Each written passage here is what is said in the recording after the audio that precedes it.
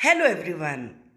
In this video, I am going to explain the NCERT question answers of the lesson Diversity and Discrimination.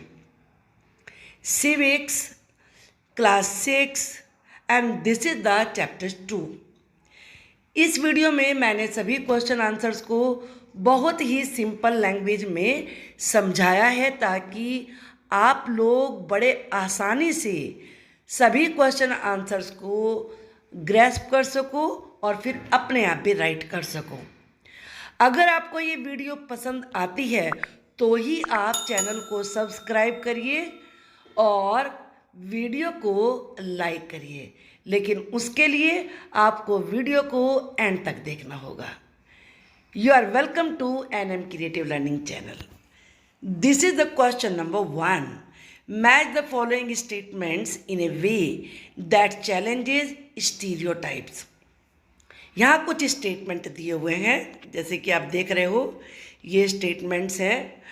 और stereotypes क्या होता है? जब हम किसी के बारे में एक राय बना लेते हैं बिना ये सोचे समझे कि ये सही है या गलत है, तो उसे कहते हैं स्टीरियोटाइप्स। तो यहाँ आपको मैच करना है। अब पहला स्टीरियोटाइप क्या है?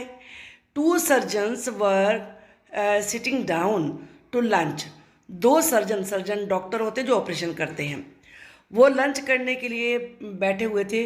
When one of them made a call on the mobile phone, तभी उन्होंने मोबाइल फ़ोन पे कॉल की।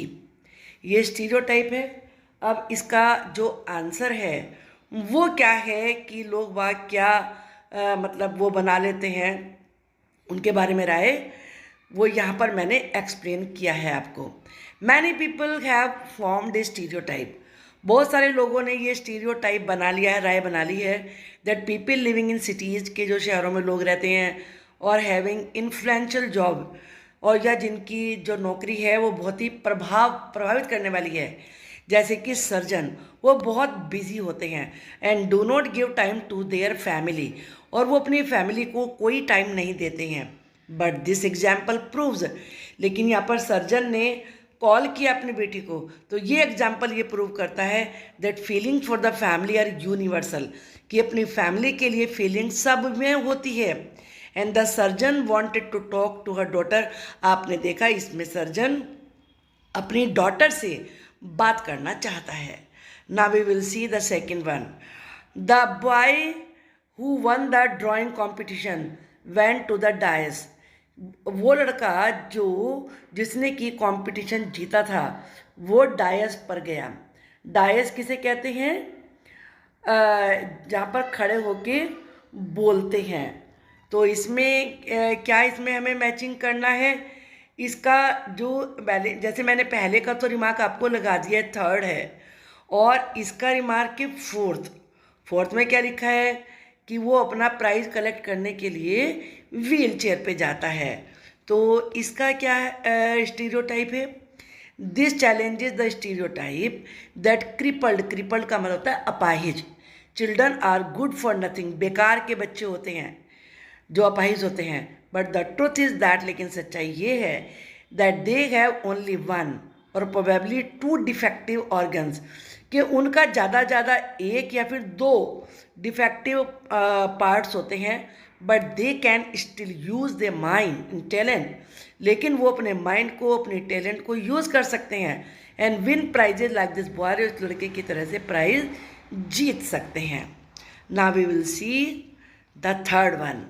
One of the fastest athletes होता है जो जंपिंग करते हैं, रेस दौड़ते हैं, जैवलिन थ्रो, भाला फेंक करते हैं, वो सब एथलीट होते हैं। इन द वर्ल्ड, कि पूरे वर्ल्ड में जो सबसे ज़्यादा तेज दौड़ने वाले एथलीट हैं उनमें से एक को क्रोनिक अस्थमा है। अस्थमा दमे की बीमारी होती है जिसमें सांस नहीं आता, तो उसे वो बीमारी है। इसका ये आंसर। अब देखते हैं कि इसने किस चीज़ को चैलेंज किया है। दिस चैलेंजेस द स्टीरियोटाइप, इसने इस स्टीरियोटाइप को चैलेंज किया है दैट क्रोनिक अस्थमा पेशेंट्स, के जिन्हें बहुत समय से अस्थमा होता है, सांस की प्रॉब्लम होती है, कैन नॉट रन फास्ट, वो तेज दौड़ ही नहीं सकते, और टेक पार्ट इन स्पोर्ट्स, या वो स्पोर्ट्स में हिस्सा नहीं ले सकते। देखो है ना ये, इसलिए कभी किसी के बारे में राय नहीं बनानी चाहिए इस तरह की। She was not that well of, well of का मतलब होता है रिच, अमीर। वो उतनी अमीर नहीं थी, बट हैड ए ड्रीम, लेकिन उसका भी सपना था क्या, to become an astronaut. Astronaut कौन होते हैं, जो अंतरिक्ष में जाते हैं, जहाँ मून है, विच शी डिड, और जो कि उसने किया। तो चलिए देखते हैं इसने किस स्टीरियोटाइप को चैलेंज किया। This challenges the stereotype that only influential और high class people can dream big, कि केवल वही जो ज़्यादा प्रभावित होते हैं, प्रभावित करने वाले लोग होते हैं, या बड़ी अमीर घरों के हाई क्लास सोसाइटी के लोग होते हैं, वो ही बड़े सपने देख सकते हैं, ऐसा नहीं है। Even poor people can dream big, गरीब लोग भी बड़े बड़े सपने देख सकते हैं, एंड प्रूव देमसेल्व्स, और अपने आप को सिद्ध भी करते हैं कि हाँ उन्होंने अपने सपने को पूरा किया। तो देखो कितनी इंटरेस्टिंग बातें यहाँ पर लिखी हुई हैं। अब हम सेकंड क्वेश्चन देखते हैं, हाउ कैन द स्टीरियोटाइप, एक ये भी स्टीरियोटाइप है that girls are a burden on the parents, कि गर्ल्स अपने पेरेंट्स पे बोझ होती हैं, affect the life of a daughter, इससे बेटी का जीवन कैसे प्रभावित होता है। इमेजिन दिस सिचुएशन, जरा इस सिचुएशन की कल्पना करो, एंड लिस्ट 5 डिफरेंट इफेक्ट्स, और 5 आपको डिफरेंट इफेक्ट्स की लिस्ट बनानी है, that this stereotype can have on the way daughters get treated in the house, जो कि इस चीज़ पर प्रभाव डालते हैं कि बेटियों के साथ फैमिली में कैसा व्यवहार किया जाता है। तो चलिए देखते हैं, the stereotype that girls are a burden on the parents, ये स्टीरियोटाइप की जो बेटियां होती हैं वो पेरेंट्स के ऊपर बर्डन होती हैं, affect the life of a daughter in the following veg, निम्नलिखित, फॉलोइंग का मतलब होता है निम्नलिखित तरीकों से उनके बेटी के जीवन को प्रभावित करते हैं। पहला क्या, number 1, they are not properly cared for, उनकी उनकी जो देखभाल है वो ठीक से नहीं करते, कि ये तो हमारे ऊपर बर्डन है। They are not given preference for higher education, जब ज़्यादा पढ़ाने की बात होती है तो उनको प्रेफरेंस नहीं देते कि हाँ इनको पहले पढ़ाया जाए। थर्ड क्या है, they are not allowed to attend और ज्वाइन स्कूल्स, बहुत सारे परिवारों में तो स्कूल्स भी नहीं जाने देते बेटियों को कि ये घर का काम ही करेंगी। नेक्स्ट है, दे आर मैरिड अर्ली, उनकी जल्दी से शादी कर देते हैं कि बर्डन है तो बर्डन से फ्री हो जाएं जल्दी से। नेक्स्ट क्या है, they are not provided nourishing food, nourishing का मतलब है हेल्दी, उन्हें हेल्दी खाना नहीं दिया जाता है। They are engaged early, engage का मतलब बिजी कर देना, इन हाउस होल्ड वर्क्स और कोर्स, घर के कामकाज में जो कोर्स कहते हैं जो डेली काम होते हैं उसमें उन्हें जल्दी से बिजी कर देते हैं, लगा देते हैं कि भाई घर का काम करो। है ना गलत बात ये, किसी से पार्शियलिटी नहीं करते हैं, कोई इस तरह के स्टीरियोटाइप नहीं रखते हैं मन में। Question number 3, what does the constitution, constitution संविधान, see with regard to equality, equality क्या होता है, सबको इक्वल मानना। भगवान ने सबको इक्वल बनाया है, सबको बराबर के आईज, हैंड्स, लेग्स, सब कुछ दिया है, भगवान ने किसी में फ़र्क नहीं किया, लेकिन लोग उन्हें नहीं इक्वल मानते हैं।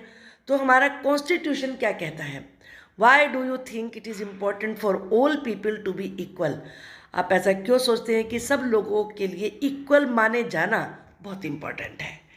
चलिए देखते हैं, ये इम्पोर्टेंट क्वेश्चन है एक। आवर कॉन्स्टिट्यूशन प्रोवाइड्स, हमारा कॉन्स्टिट्यूशन ये बात बताता है, कहता है that the state shall not discriminate, discriminate का मतलब होता है भेदभाव करना, भेदभाव करना, अगेंस्ट एनी सिटीजन, कि किसी भी सिटीजन के विरुद्ध भेदभाव नहीं किया जाएगा, नोट लगाए, on the basis of religion, कि वो कौन से रिलीजन को मानते हैं, कौन से रेस के हैं, कौन सी जाति के हैं, जेंडर वो मेल है कि फीमेल हैं, और या फिर कौन से रीजन के हैं, कौन से एरिया के हैं।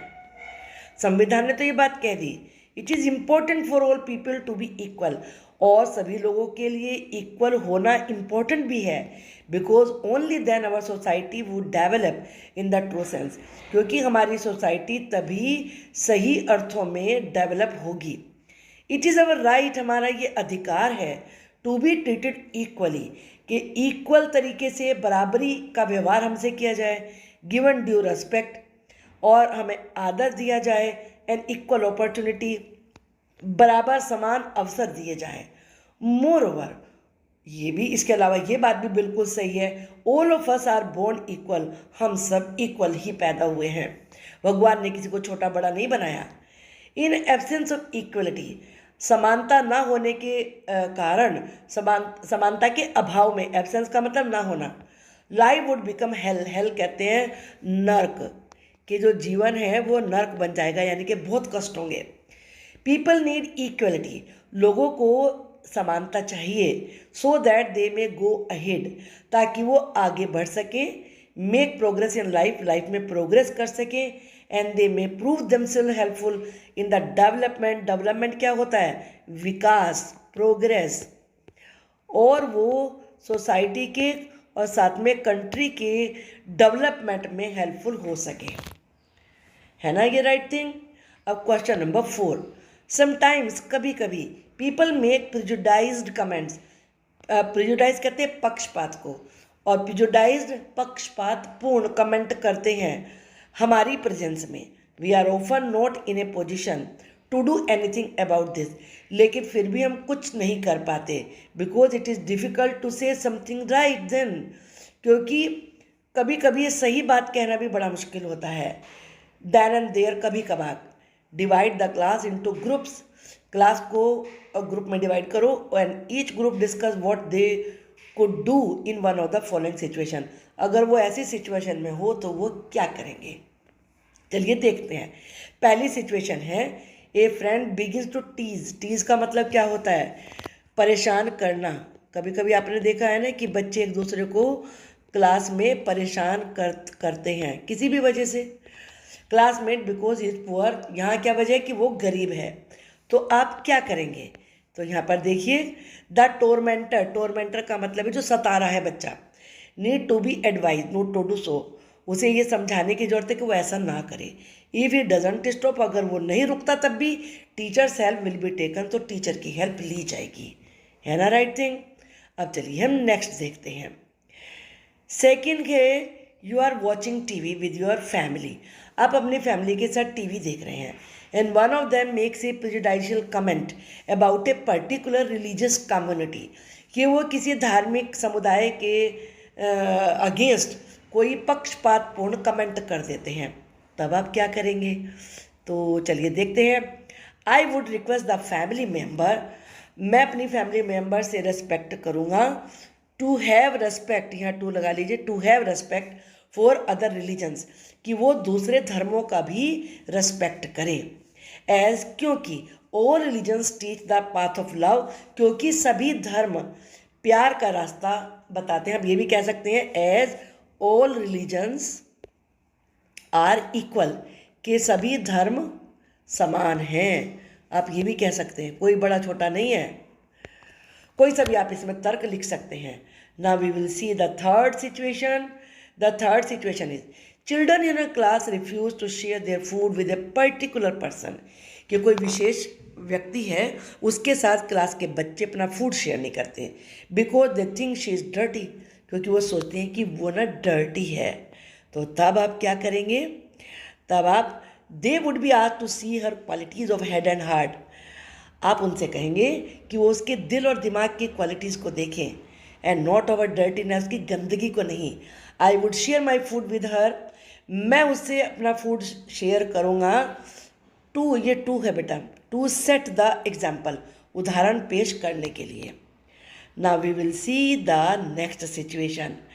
Someone tells you a joke, किसी ने आपको जॉक कही, that makes fun of a community, जिसमें कि किसी कम्युनिटी की मजाक बनाई गई है, because of their accent, accent का होता है किसी शब्द को बोलने का जो उतार चढ़ाव होता है, जैसे मैं बोलूँ पानी, कोई बोलेगा पानी, कोई बोलेगा पानी, तो ऐसे इसे एक्सेंट कहेंगे। तो आप क्या करेंगे ऐसी सिचुएशन में, आप ऐसी सिचुएशन में करेंगे, सलाह देंगे।